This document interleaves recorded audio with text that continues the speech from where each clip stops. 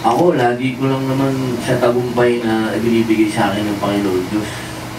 Importante, hindi lang ikaw nakakaranas yun, kundi sa mga taong nakapaligid sa'yo, kailangan nararamdaman din nila yung tagumpay na nararamdaman mo. Kung ano yung biyayang dumating sa'yo, nabibiyayaan din yung mga taong nasa paligid mo.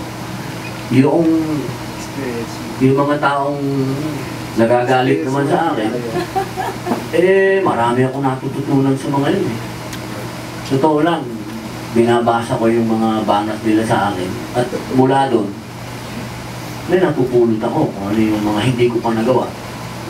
Yun ang mga pinag-aaralan ko. Kasi meron naman din silang punto. Hindi naman lahat ng masama ang sinasabi, wala lang magawa. Marami doon, may sense din yung sinasabi at kailangan pakinggan. At tayo naman ni demokrasyang bansa, ang lahat ay may boses. Wow. Thank you.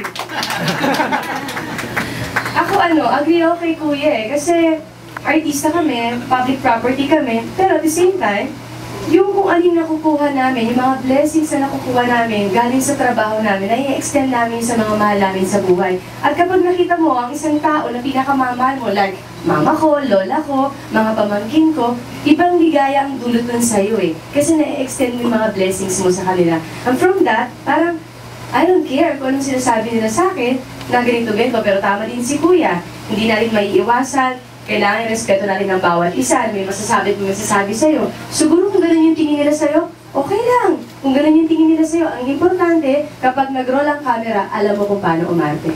Yun.